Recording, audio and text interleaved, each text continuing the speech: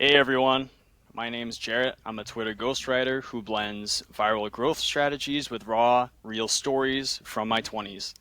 I write for founders, coaches, and CEOs who want to build trust through truth. Recently, I hit 1,000 followers, and that's a milestone that really means a lot to me. And I owe a big thanks to Dakota Robertson and Taylin Simmons for helping me get there. Today, I'm joined by Tanya, a Twitter brand authority and the creator of the U-shaped brand. And how's it going, Tanya? Hi everyone. Hi Jared. My name is Tanya and I help creators build personal brands that stick in their audience's minds by putting them at the core of their business. I started writing in August 2024 and since then I've met so many cool people and I've gained so many valuable insights that even my bachelor degree is looking kind of bad in comparison. But anyways, over the past few months, I've been actively studying the market and exploring new ways to help my audience reach their dream outcomes. And I even launched my first digital product last month. So I can already feel that this conversation is going to be interesting. So let's dive right into it. Heck yeah, let's get going. All right, I guess first question that naturally leads in because you said that you started in August and I started in October, so pretty similar timing there, but do you recall how we first connected and what was it like? Did I send you a DM? Did you comment on my post? What happened there? Honestly, I think it was you commenting on my post, and then naturally I went to your profile and went through it. I think the first post of yours that I ever read was about Mongolia. Of course, I think it's your pinned one. It really like hit deep and resonated with me a lot because I haven't been exposed to this culture. But what I've noticed and what I liked about your content and why I decided to connect is because like your posts, each and every one of them is like very uh, personal. Like you're one of the most personal brands on X, and I'm saying this with like full confidence. And I think you have like an ability to combine stories and insights, which is impressive because most people they take like either a story or an insight, and the post just doesn't really resonate, doesn't really hit home. But Hmm. that's what I liked about you and also your journey, which I'm gonna ask you later about it, like how you knocked on thousands of doors and got rejected multiple times, and like yeah, there's just so many things about your journey that I'd like Hmm. to explore, and I will uh, actually ask you now. Um, can you tell me about how you came to writing on X? So maybe there were some life events. How did you start this business? Great question. Yeah, so there's a few different lead-ins. I won't bore you with all of them, but there's two primarily that really like made the connect happen. And one of them is that so back in 2022, right at the end of the year, I finished my master's degree in geology, a subject that I was super passionate about. And that's actually how I went on that Mongolian trip is my professor Laura, she had studied in Mongolia decades ago and she knew the territory and she got us to go there. And that was an amazing like golden age for me. And Mm, then as soon as I finished my degree, I thought, "Oh crap, I have to go into the real world now and make life happen, right? There's no more mm-hmm, free lunches from college or from anywhere else. It's like I got to make mm-hmm, this stuff happen for myself." And it's not that I didn't trust my ability, it's that I knew that I had to do the hard work to become a self-made person, to create a business. mm-hmm, And I was starting at ground zero, if not below, because I had a lot of negative belief systems programmed into me mm-hmm. by family and society about business. Oh, it's evil. Oh, money's evil. It's bad. Don't do it. You'll become an evil capitalist or whatever. Yeah. And while some of that might be a little bit true, I saw that I had to do this if I was going to create a meaningful life for myself. And so Mm-hmm. I had been following Dakota Robertson for 3 years now, and I thought, well, he puts out this cohort every year, so maybe I'll join. But then I got lured in by a sales guy who got me doing this door-to-door job, and maybe we can Mm-hmm. elaborate a little later. But um, basic point is that I tried that, I failed. Then I tried Instagram cold DMs for a real estate friend, that failed. I tried male modeling, yes, it's true, and that failed. Wow. I quit too early in both of those. I tried really hard at both, but just failed. And then I saw Dakota's cohort open up in October, and I said, yes, this is it. I'm just going to do it. I have no money. I might even go bankrupt paying for this, but I'm going to do it anyways. I just got a new 9 to 5 right at the same time, so that actually gave me Mm-hmm. the money pipeline to Mm-hmm. siphon money in.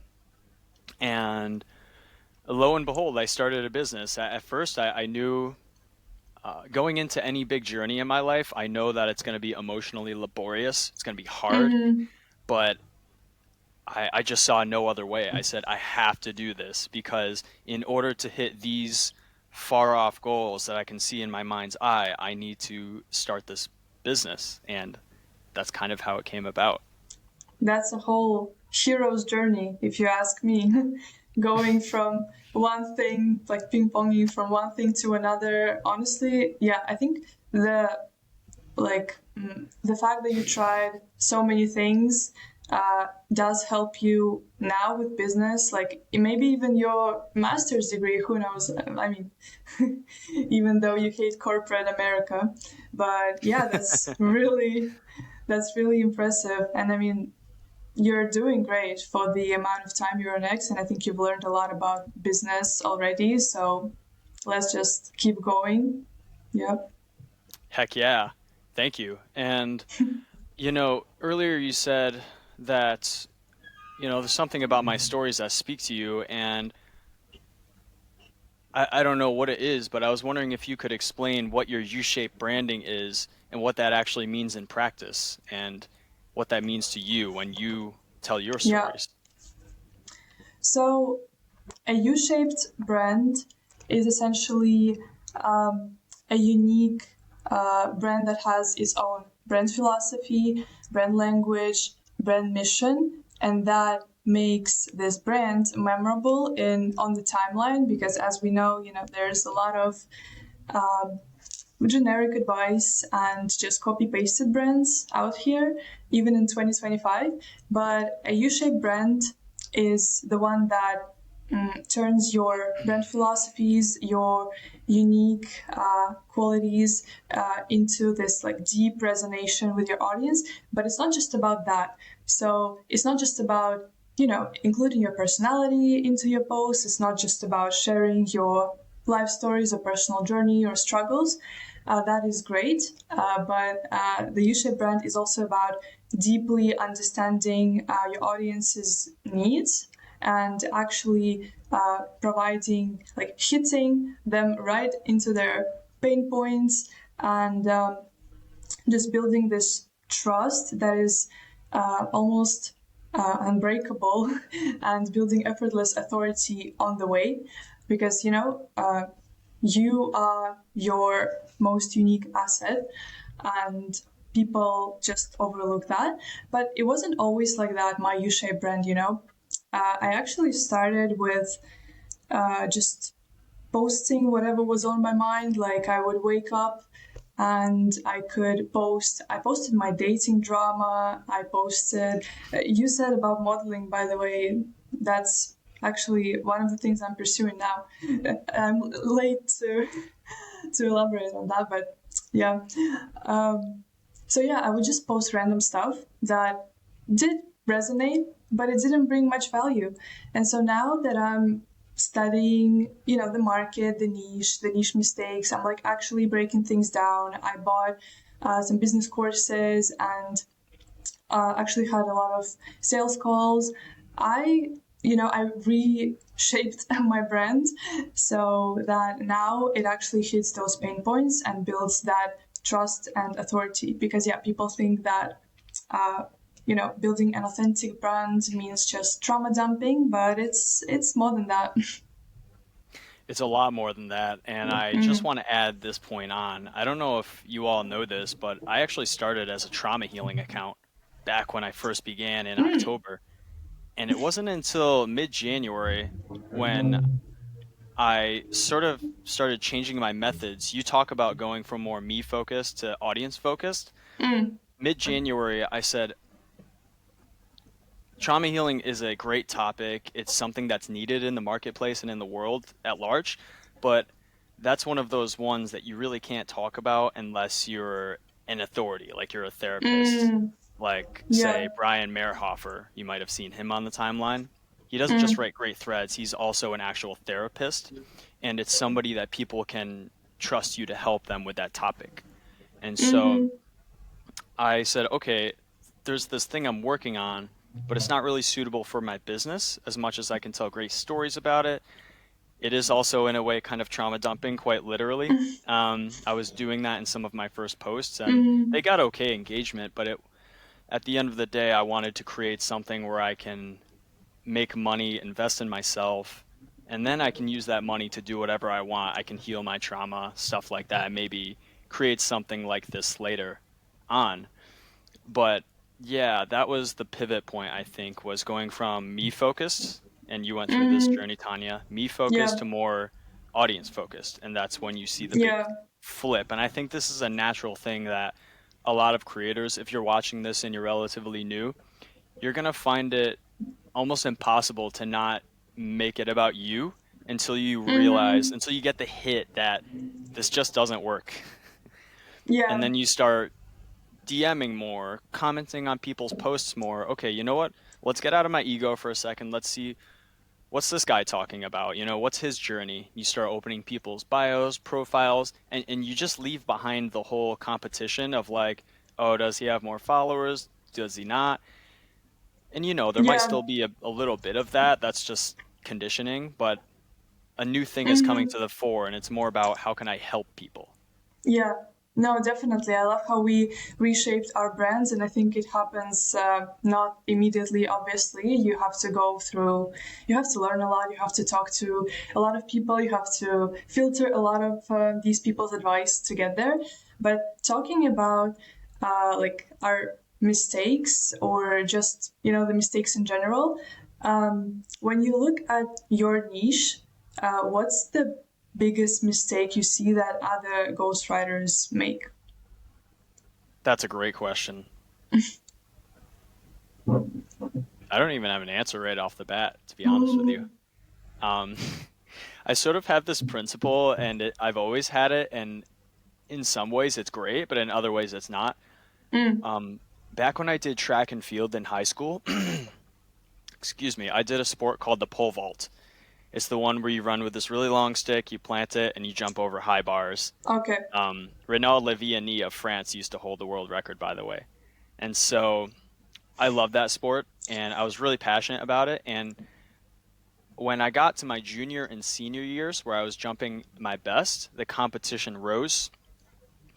And there were some athletes that would try and sabotage you, like before you get on the runway to do your jumps, or even just by watching their jumps, it could distract you from your own game. Mm-hmm, So I had this rule for myself where I wouldn't pay attention to my competition at all.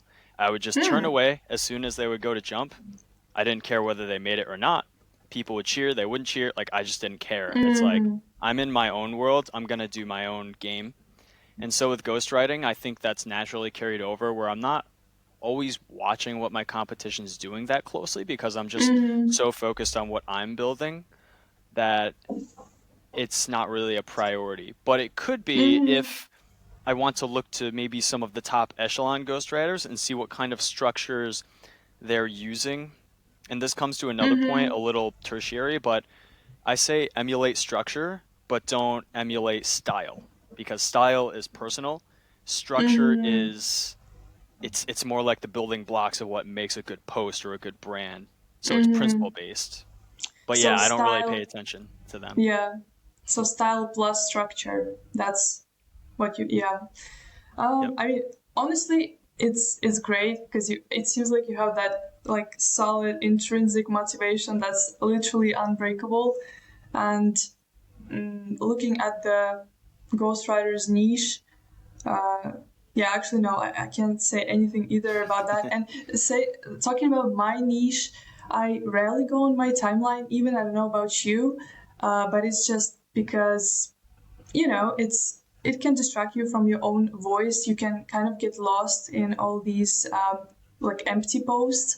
Of course, I do go there sometimes to like analyze something, but for the most part, I think I would actually love to adapt your strategy even more and build that intrinsic motivation, intrinsic drive within myself more. But Yeah, well, I and yeah. appreciate that. And that goes to the point, I would say, of building on X or any platform. Mm, It's kind of like a science experiment. Even if you have mentors, you're still testing what they're telling you, mm, and if you're honest with yourself, you don't really know if it's going to work until you try. And so that's kind of how I've always treated my brand. And maybe to your point mm-hmm, earlier, this is how my master's helps because it was a science field. So I approach this mm-hmm, with the science mindset of just try stuff, see what happens, get results back, and then make conclusions and then try again, either the same way or a mm-hmm. different way. But a question that I had for you, we're going to pivot a little bit now. We were talking about business and branding. Yeah. I really wanted to ask you this one because I've read your posts, and this was a post back from February.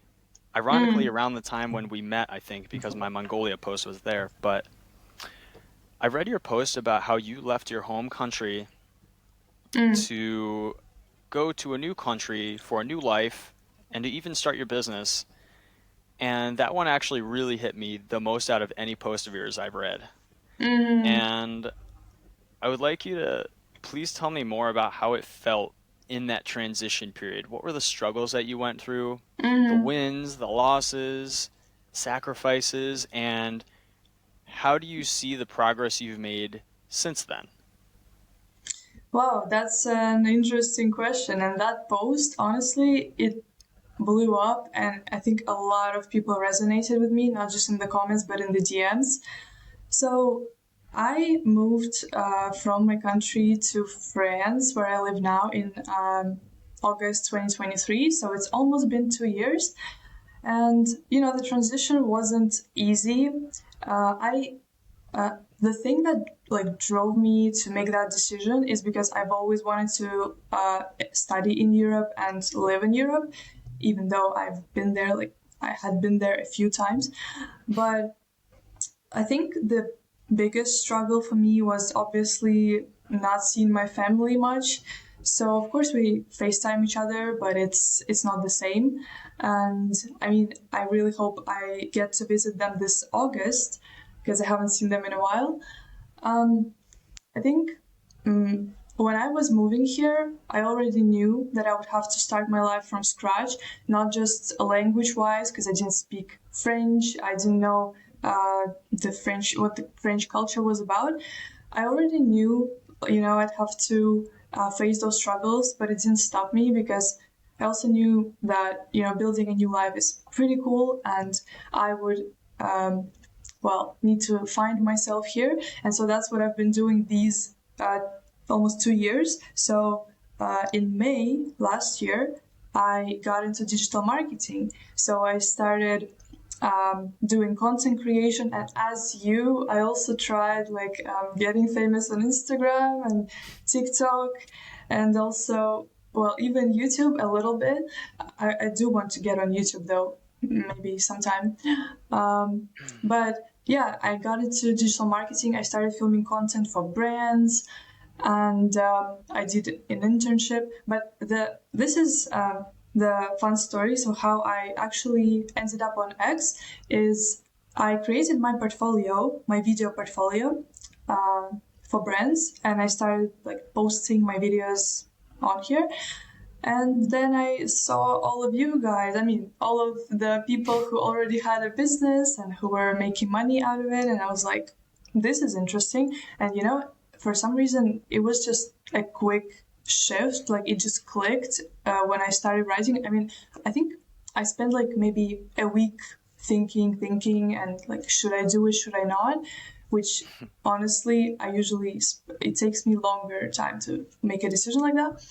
But the reason I'm not like naming a lot of struggles or something is because honestly, these past years that I've been in France, I'm like, I've become really optimistic and focused on the journey, and I'm not really paying attention to those struggles. At least I don't let them consume me. So of course I still miss my family. Of course my French is still broken. I'm not like making the amount of money I want to be making to live comfortably and travel every month. But I get to hop on podcasts like this and just I get to study what I actually want to study. And I think all that ping ponging from one thing to another, video ads, HR. Yeah, I also tried HR in the past, like, English teacher, all these things like led me to this. And so, yeah, I think it's a win already. Wow, that's quite the story there. And I actually have to respond to this because you talked about struggles back home or in relationships even, Mm-hmm. and I can tell you I've had the same exact struggles in a lot of ways that we can relate to, and maybe a few ways that are also different. But Mm-hmm. yeah, when it comes to say, family or friends, when I finished college, and all of my friends finished college at roughly the same time, it's like we all live in the US, but we all did college in maybe like 100-mile radius at different universities Mm-hmm. there. It's like we just all dispersed across the country Mm-hmm. everywhere. And I moved from New York State to Arizona. For those of you that don't know US geography, that's basically across the whole thing, diagonal from northeast to southwest. Mm-hmm. And that's separated me from my family. I did that kind of on purpose to allow myself to develop a sense of independence and actually build my life for myself because I didn't want to rely on previous structures in my life. I wanted to really see what I could do on my Mm-hmm. own. And that's counterintuitive because Mm, you would think, well, you can't succeed without some support. You need something there. mm, And in a sense, you're totally right. You need someone or some people backing mhm, you up. So because we're human, if we start to fall back from something we took a risk on didn't work, you need that love and support. I mean, you can only give so mhm, much to yourself. Obviously, they talk self-love, but you need that. And so what I've realized is, yes, there's some struggles in the family back home, but I know I can't make that my reality because then my business will suffer if I'm trying to help everyone. But mhm, also, it's like I want to go and talk to them too. So it's like a very nuanced, tricky mhm. two-way street, if you will, where you're Yeah. you're reaching out, but you're trying to set that Mhm, boundary, just right. And mhm. Now that went deep. I think it's also about having the circle of people that you can kind of grow with. Would you say like your friends were that circle for you, or that was the reason why you had to leave to like build a new circle that would support you and have the same ambitions? so I love my friends from home, from high school, from college. They're homies for life, but I have also seemed to outgrow them a bit. And so, Mm, in a sense, yes, I did leave to get away from that and family. And when I say outgrow, I don't mean like I'm now more human than them, but it's more like I'm mhm, I'm I'm pursuing skills that they're not interested in, and that's okay. mhm, They can do what they want, but I'm going to do what I want.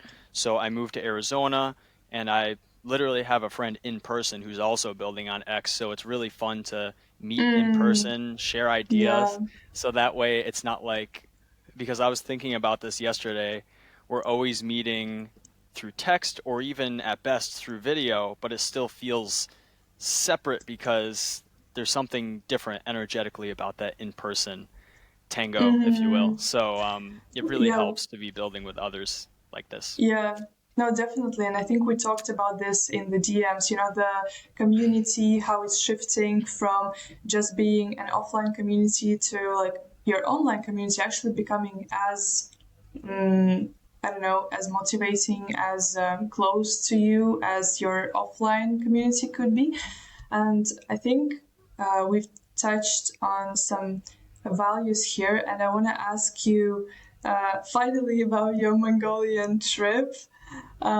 So that post, as I already said, changed like my perspective on how to view life. Honestly, now I need to visit that place. Maybe I'd become even more grounded. And yeah, when people say touch some grass, they actually mean like go to Mongolia. But Touch the sage what's grass there. Yeah, it smells really good yeah. too. But I wanted to ask, like, what's the most precious memory from that trip? Something that you'll never forget. There's two of them. One of them I can't tell you because it's dating, but the other one, um, so I was in the countryside. The town is called Hengai. You can look it up if you dare. Mm, And beautiful area, but we were out of the village part, and we were just in these beautiful rolling hills at our campsite that we constructed. mm, Mongolia is a really fascinating territory because they actually have no rules about where you can drive on the land or where you can set up just houses or campsites because they don't they have rules for where you can set up like permanent households, but they mostly live out of yurts in the mm, countryside. So people are setting up mm, gers, which are what they call yurts out there, homes. They set up these rounded homes just mm. all over the hills out there. Wow. Um, but it's pretty sparse, and we were just camping in this valley, and we set up and we had dinner with our field crew. We were doing geologic field work out there, and after dinner, I got the call of the mountains. I saw these mountains off in the distance, and I said, I didn't even tell them I was going to do it. I just started walking towards the mountain, and it was a pretty steep mountain, and I just hiked up it, got to the top, and I'll have to share the picture someday because it was just like perfection. It was Mm. like if someone told me like this is what God shining out of the clouds looks like, this is what I would show you.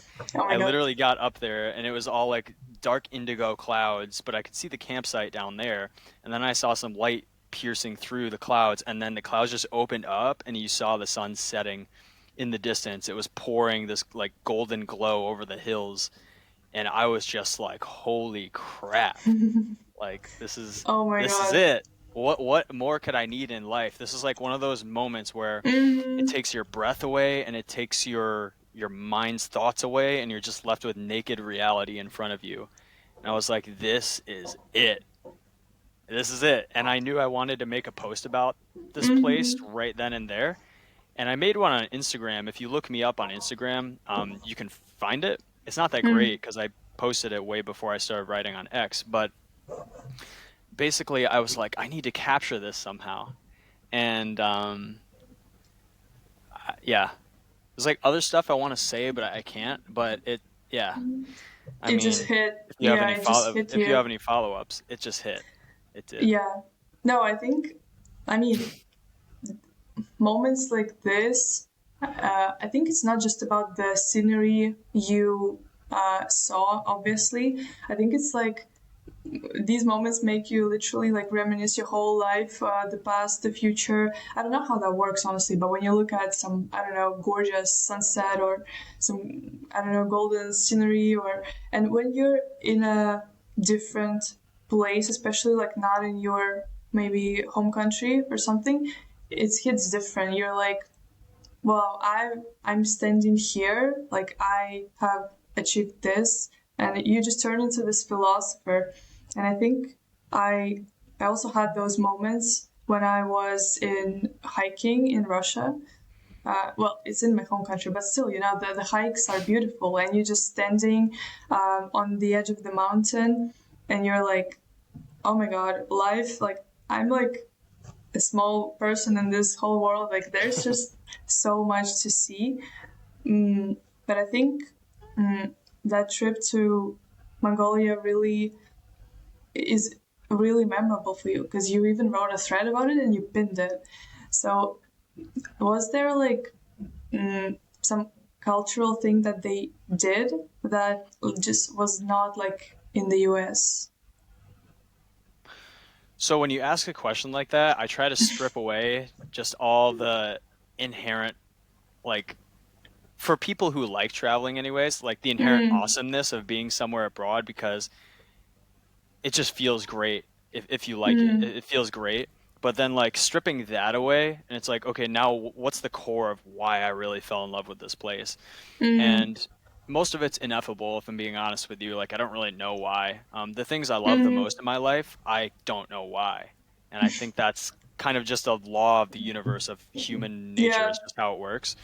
But if I had to name something, I would say that I really loved how close to the earth and nature and other animals they were. Just a few random facts I learned. For example, my friend Gombadorch, who grew up in the Gobi, which is the southern part of Mongolia, he told me Mm, that when a nomad's horse dies, they will actually literally cry and mourn its death. yeah. Wow. So the power of relationships, they're very like deeply, everything is deeply rooted in relationships, I think, from what I'm sensing. Relationships to animals, to Yeah. family, to the earth. It's more of a traditional way of life, but there's different forms of traditionalism that have sprouted up in the world and in history. Gonna get a little philosophical again, Mm, but um, I feel like, and this is not to like bash the U.S., but I feel like in U.S. traditionalism, they were kind of sometimes like us versus them or nativists, mm, meaning like our culture is superior. But in Mongolia, they were so welcoming when I met with nomads and they let me into their yurts. They fed me without asking and then asked for nothing in return. But I couldn't help myself. I gave them stuff in return because I was like, you guys are so generous. This is insane. And you wow. can see it in the picture in the pinned post. It's like I'm Mm, standing there with that nomad, and if you actually like zoom in, and I mean, it sounds creepy, but if you zoom in and like look in his eyes in that picture, it's like you see a whole universe, a whole life that you couldn't imagine because he's been mm, herding animals and raising his family out there for decades, and that's been his life. And while yeah. it might not be a life that makes sense to you, you can see why he does it just by looking in his eyes, if you're You know, open-minded anyway. yeah. The fact that I actually zoomed into his eyes says all about it. And I think when I was reading that post, I was like, uh, these people, they don't care what they look like in a good way. Like, they don't care about, they just, yeah, it's just they live their daily lives with gratitude and yeah, they don't care much about the external, and that's definitely what I wanna like implement as well. Like, get more grounded in that sense. So yeah, thanks for sharing that. Absolutely. Which, yeah. Yeah, so a question that I wanted to ask you, going on more the B sides, but still good stuff. When you feel, because your brand is about authenticity, right? You do a lot of personality content, but you're really great at also mixing the authority in because your like product is bringing out the personality, but then you layer your authority of the personality stuff over that and still Mm, give personal takes through it, if that makes sense. So, but yeah. there's got to be times where you don't feel original, you feel stuck in unoriginality, or you just can't connect back to yourself. In those moments, how do you redirect your energy so that you're still being authentic and you're not like, I Mm, know you're not going to go back and you're not going to spam another platitude, but like, yeah. how do you Yeah. actually turn it around when you don't feel like you're in that place? I think this question could be understood as like, what do I do when I have a writer's block, but also just generally being stuck and, not having motivation, I guess, to pursue things with the same amount of energy. I would say that the thing that I noticed about me is when I get like demotivated, it's usually because one, I'm not spending that much talking to people and reading their posts, because honestly, I think when you're building on X, you have to always be in the community because you guys have like a common goal, and you have to talk to people, your friends or not, just to know that there's someone else who's still going, and that you should do that too. So the first thing that I do is I get back on track. Like, I get more active on X and I start reading people's posts because they have brilliant ideas. I also start talking to my ex friends more. But another thing, I also noticed that when I get like demotivated or stuck, it's because I'm not seeing like wins, small, big ones. Usually, of course, I build those grand expectations, and that's why I feel stuck, even though I'm not stuck. But when I feel these ways, I like create the win artificially in a way. So I, for example, go and help someone out in the DMs, right? Because that brings me that, that kind of reminds me that what I'm doing actually has a purpose and that I'm actually helping people. I could also just journal for myself, not for the sake of posting it, because usually when I write posts, I kind of immediately edit them and write them and in one place, and I never use the paper version, which I think connects you more to actually what you want to write. So sometimes I go nomad mode or something, and I just use my journal for that. And also in general, when I have writer's block, I start listening to podcasts. It sounds basic, but honestly, there's no like genius system behind it. What helps me is literally nature walks that are responsible for like 90% of people's success on X, I think, and podcasts, because they have those cool ideas that I take an idea from a podcast, even though it might be like unrelated. So it sounds like to me, when you're going through a writer's block, the best thing to do is to just put the writing down, leave the home, and get in a different headspace where ideas are coming at you, or you go to nature because nature is inherently like an ordered chaos. It's a very sort of selfless system, and it sort of bathes you in the moment, you right? And then you can come back and it's like somehow something just comes up and it's like, oh, Yeah, of course. no, Does that yeah, make sense?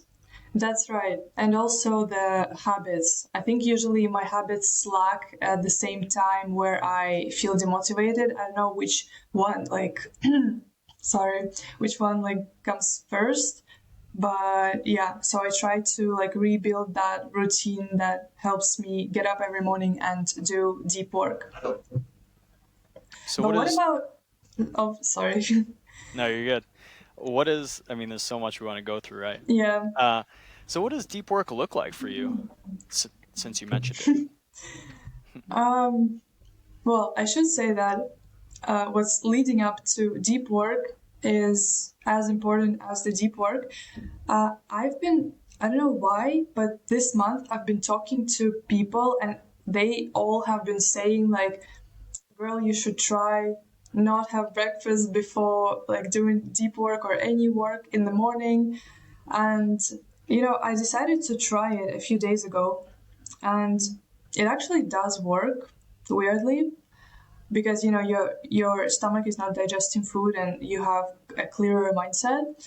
So for me, deep work is just sitting, well, apparently without breakfast now, sitting down, opening like either Cortex or, I rarely pull up my journal.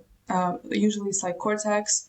I just write my posts down. Like, I still slack in when it comes to batch writing. I know it's very useful, but most of the times I write posts for 2 days ahead, and I just put my Plenty app, the one that tracks your focus. Like after 15 minutes, it gives you a break. I really need that.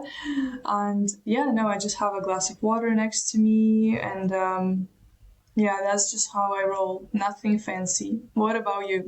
What's your deep work routine or morning routine looks like? I don't know if you're an owl though.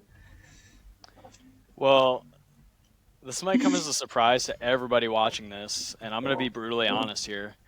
Um, it's never been easy creating on X ever since I began because I work a 9 to 5, and it's not just a 40-hour work week. Half the weeks that I work are out in the field, meaning they're outdoors where the sun is beating on you, or it's freezing cold, Mm-hmm. like 10 degrees Fahrenheit, which is like way in the negatives in Celsius. And Mm-hmm. I'm working like 50 to 60-hour weeks in this. So when I come home, it's like I immediately crash into my bed.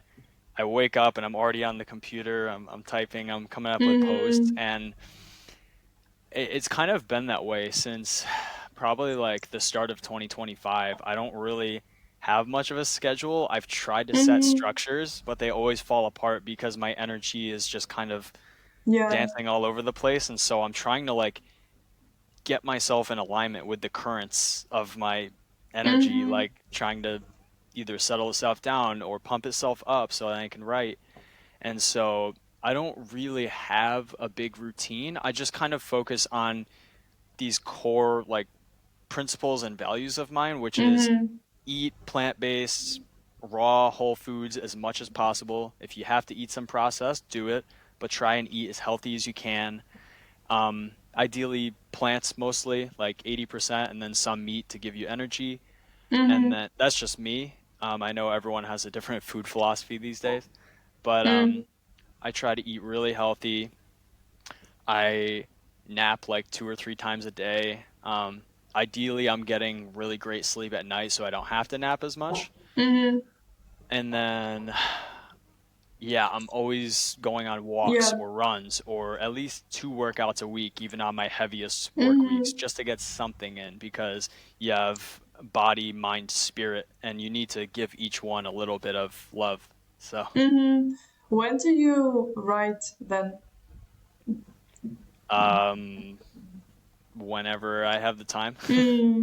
like like Mm-hmm. literally when I'm not working or not working out, I'm always writing. Because Mm-hmm. ideas just don't stop flowing. They're always it's like a river. It's like the what do you call it? The Mm-hmm. Rhine River in France or whatever. No idea.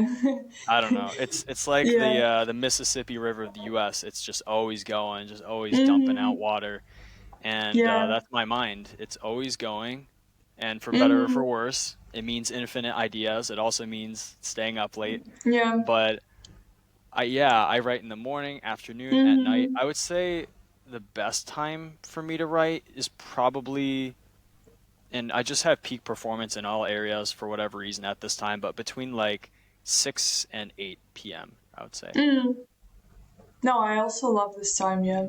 But I will never stop saying that it's like admirable the people who do 9 to 5 and they're also building a business on X because this takes a lot of energy and I know that well, some people they build those like solid routines that yeah kind of don't allow them to breathe or anything. But I think you come off as an intuitive guy, like you said.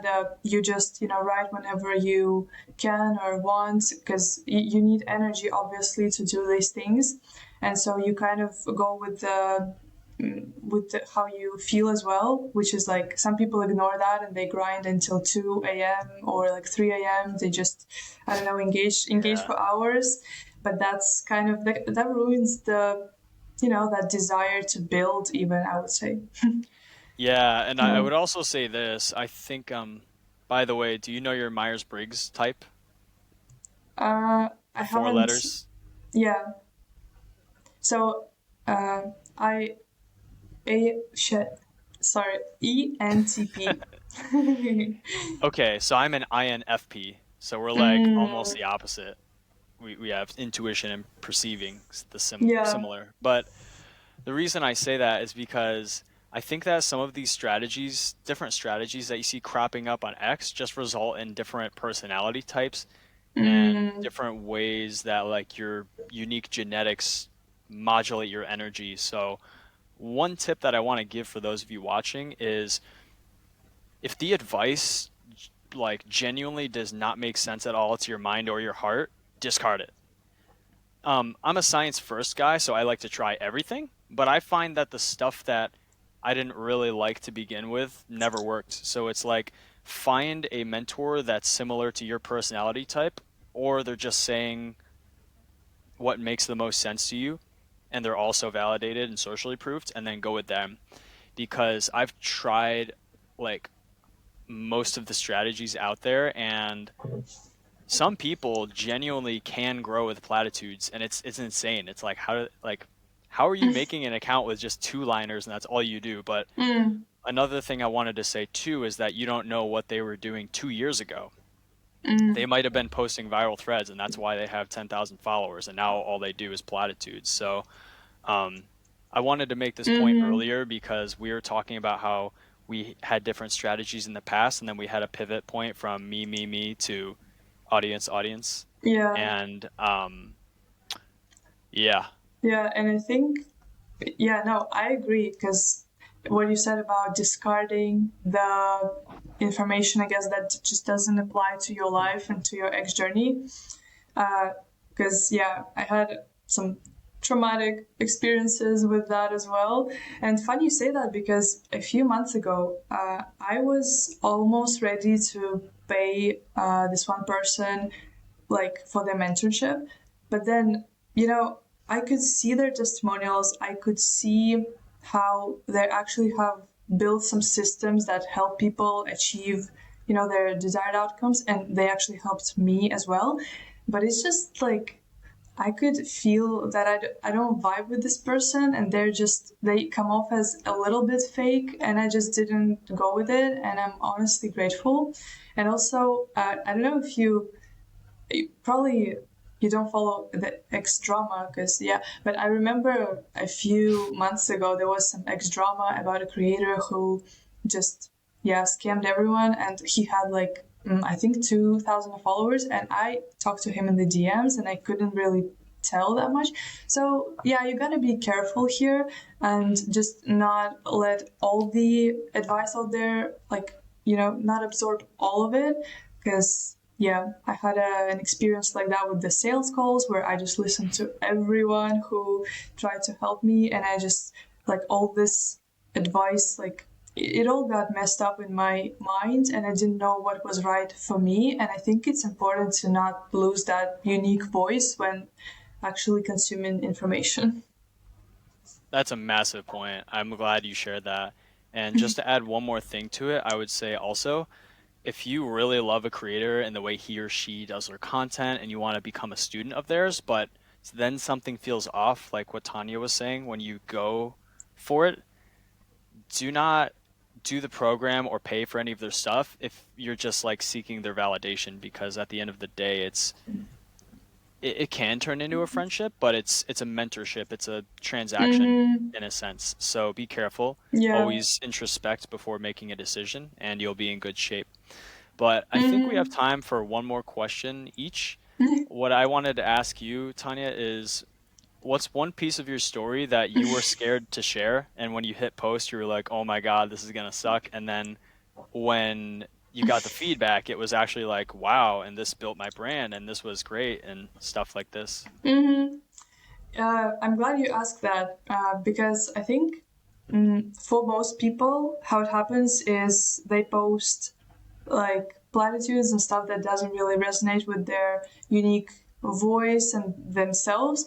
I did that too, but my first ever post on X, ironically, was about my journey and my struggles, which, people did resonate with. I wrote something about me having those mental blocks. I also called out the people on X who said, uh, like, I just went from zero to 5K dollars, and that was just all they shared. and I wanted to share the story behind my journey as, I don't know, a UGC creator, just yeah, the person who moved countries.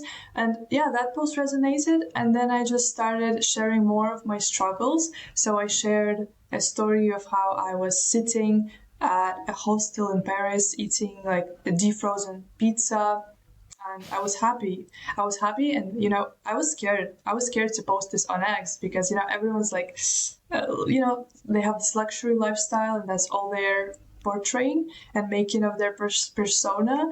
And I was just like, God, me like sitting on the floor eating pizza. That's people are gonna judge me, but I got some pretty decent feedback, and just yeah, I realized that I need to go into that direction, and that was actually what I started building my brand with. So one of the brand pillars.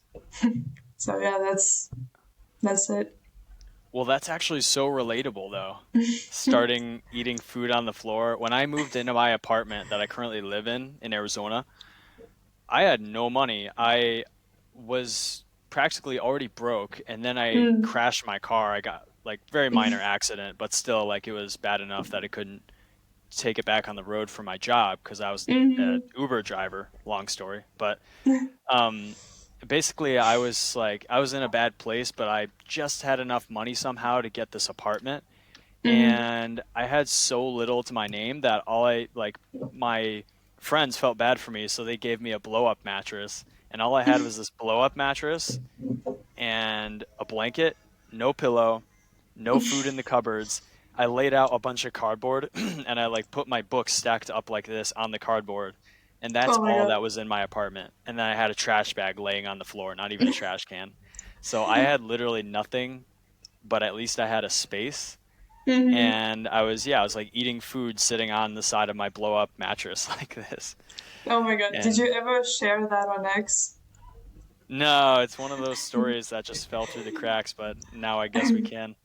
Yeah, you just did. You just did. We all start somewhere. Yeah.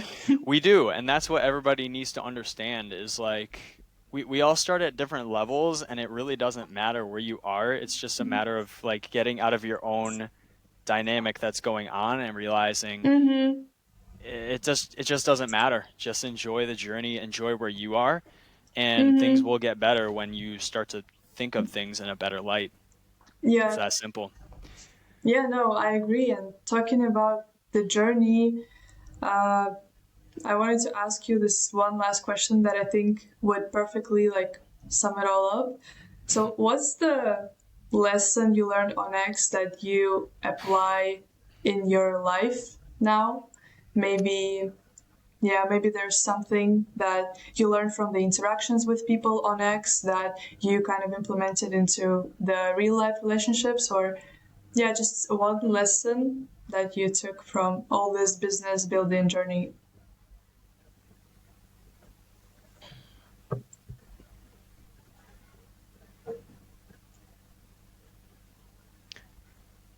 Hmm. Maybe two lessons, but I'll start with this. Mm, You don't have to be perfect. And in mm, fact, you don't want to be perfect. yeah. X is like a sandbox. You can post whatever you want, but if you want to achieve a certain outcome, you have to post a certain way. But that doesn't Mm, mean that you have to sacrifice you. And that what you fits. are, Yeah, sorry. That fits very good. It's very well into my branding. Go on. yeah, and it's like who and what you are, you don't really know that. You'll start to come up with stories and stuff like that, and that's good, but it's like how do you structure those stories and blend it with authority so you can actually project the kind of message you want? And when you first start, Mm-hmm. I don't know why, but I always feel like I want to speak to the person who's just starting because that's kind of like Mm-hmm. my my Yeah. thing. But it's like if you're just starting, seriously, just post and make your first month just about posting every day, and that's the goal. It doesn't matter if it's one word, one letter, one line. It doesn't matter if the post is, hey, I forgot to post today. Here's the post. Mm-hmm. Literally just suck for a month And then Mm-hmm. like it's like, okay, well I achieved the goal I had posted for a month. Now what? And just it's hard to explain, but Yeah. it's like over time it'll just start to come together. The right people will come to you because X is a community, so Mm-hmm. people are trying to help each other. Um, and there's businesses everywhere. As you've noticed, you're trying to start a business. People are going to come to you. You can go to them. You'll start Mm-hmm. learning frameworks, and you'll see a couple posts do well, and it'll feel like a rush. And then you're like, Mm-hmm. okay, good. But I just want you to make sure you're not sacrificing who you are. I promise if you put yourself out there and you put every imperfection without going creepy or trauma dumping, like it can really like connect with people, and that can Mm-hmm. get you your first block of supporters. Like I would say 100 to 200 followers that like Mm-hmm. really support what you're doing. Yeah. They trust you. They're in on it, right? It's like when I posted that Mongolia post, I even to this day, only in the last week did I start to get the hit that wow, this actually changed people's lives. Mm. Because even when that went viral, like I didn't really get the hit that oh, this was life changing because Mm-hmm. I was the one who posted it. And I'm not the Yeah. one who's receiving the oh my God, look at this. Yeah. So you just And don't know the impact you're having. mm-hmm. And I think even if you're receiving, oh, you changed my life, we still tend to like be a little bit humble about it.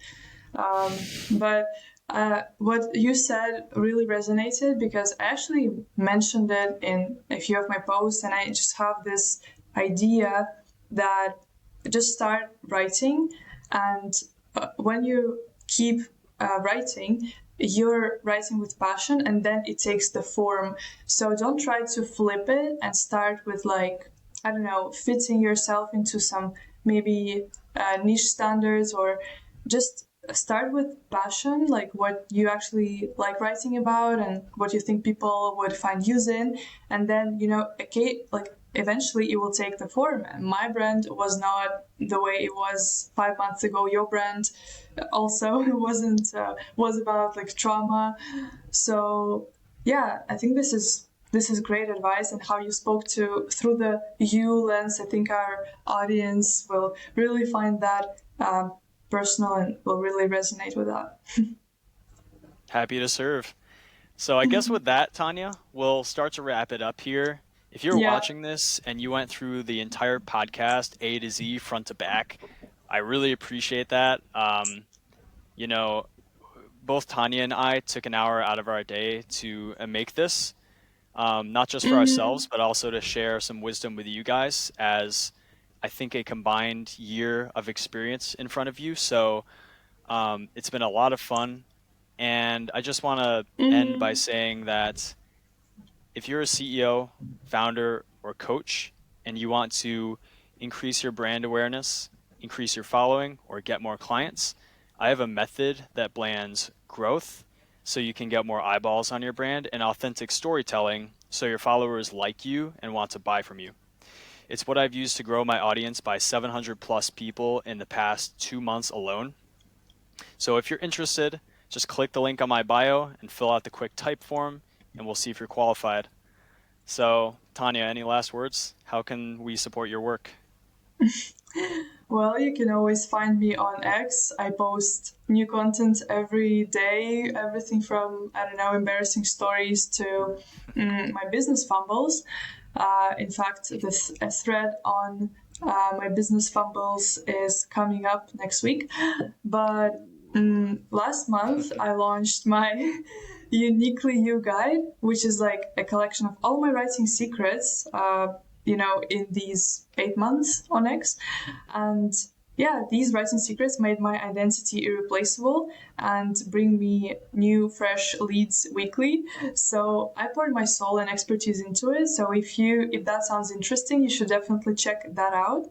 And also, if you want your ideal client to be interested both in you and your service, and if you're tired of using the generic advice to grow, to build, you can always hit me up in the DMs, and we will get you started, and we will make your identity truly irreplaceable, and help people see you as a trustworthy authority as well.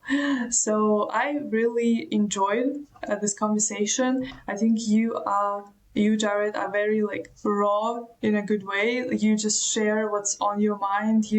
Sometimes you took the pauses to actually form like a good answer, and just it feels very real. Not we I love to see more real stuff like that, and I hope we can do something like that in the future, maybe one more time. So this was great. I hope our audience benefited from that. If you gained at least one insight from this podcast, I think it's a win. And yeah, you can always find us on X, and I think we will be saying bye right now. Any last words from you, Jarret? Well, that's pretty hard to follow up, but what I would say is that, yeah, definitely get her U-shaped brand. I personally got it. The hooks lesson is killer. It's definitely upgraded my writing. You can only post so many threads before getting bored with it and wanting to get more into the you and the authority. And she's definitely the person to go to for that. But yeah, I think that's basically it. We've crushed Thank it you. enough. So let's say goodbye Bye and cut. bye. Cut. Oh my god. So funny. That All was right. that sounded professional at the end.